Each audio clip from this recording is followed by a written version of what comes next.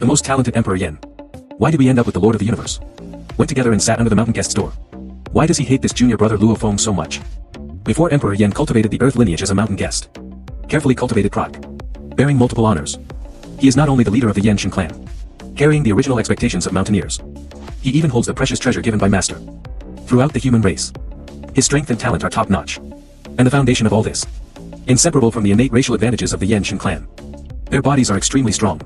Born to be good at fighting. Physical strength is almost perfect. The development route tailor-made by Sishank for the Yanshan clan. It is also based on physical cultivation as the core. Strive to maximize the potential of the body. This also allowed Emperor Yan to improve his physical strength. Have unparalleled advantages. However, as the strength continues to rise, the fatal flaw in Emperor Yan's character is gradually exposed. In the end, he went astray. He could have relied on the powerful backing of the human race to develop steadily. But because of bad moral character, killing fellow kinsmen, the founder of Great Axe remembers his talent. I wanted to suppress him. Let him reflect and change his ways. But at the time of the suppression, he led the entire Yanshan clan to rebel against the human race. Go to a star field alone to expand your territory. Trying to become the overlord. But this act of betraying the ethnic group. Not only did he not gain respect. Instead, he became a big laughing stock in the universe. A loner who deserted his own people. No matter how powerful it is, it can't conceal the narrowness of its structure. According to common sense, Luo Feng and Emperor Yan came from the same school. We should have been helping each other. But the two of them went in completely opposite directions. When Luo Feng came to ask for the robbery armor left by the mountain guest, Emperor Yan's greed and selfishness were completely exposed. He wanted to take this treasure to himself. Neither wants Luo Feng to use it. I don't even want this thing to fall into the hands of the human race. This hostility towards humans. It is precisely because of his previous experience of rebelling against the ethnic group. He has already placed himself on the opposite side of the human race. Any interests related to the human race, he doesn't even want to fulfill it. But even if he is as arrogant as Emperor Yan, there is also an existence of absolute awe. It's the master who sits on the mountain. He is fearless. Even in the face of the founder of the giant axe, he dared to shout a few words. But I am only afraid of the mountain visitors.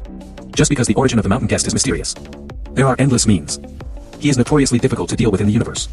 Anyone who has provoked him, no one can take advantage.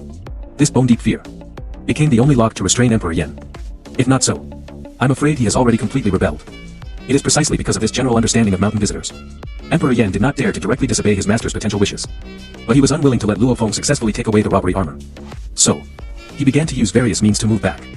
Block and block areas that Luo Feng must pass through. Cut off his path forward. Secretly leaking Luo Feng's coordinates.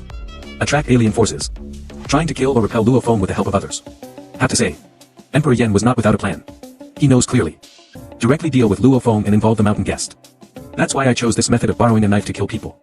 Want to achieve the goal. Want to avoid risks. But Emperor Yan finally miscalculated. Not only was Luo Feng not killed or repelled by the aliens. Instead, he appeared in front of him peacefully.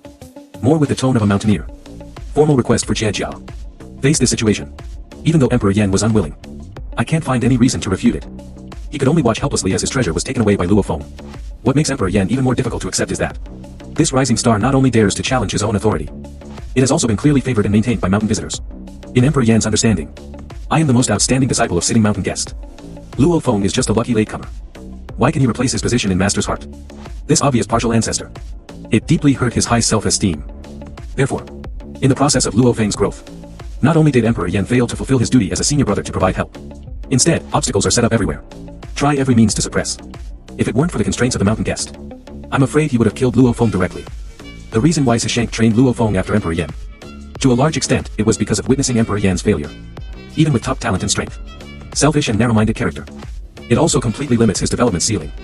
So that he can never break through to the realm of true God. And Luo Feng just learned this lesson. While improving strength, always pay attention to the cultivation of mind. He understands. There is no matching character. No matter how powerful you are, it is just a castle in the air. Sooner or later it will collapse. Over time, Luo Feng's strength continues to improve. The gap between him and Emperor Yan is getting smaller and smaller. Finally achieved a complete transcendence. This once arrogant second senior brother. From now on, I can only live in the shadow of Luo Feng.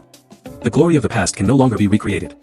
Reviewing the life of Emperor Yan clearly has a bright future.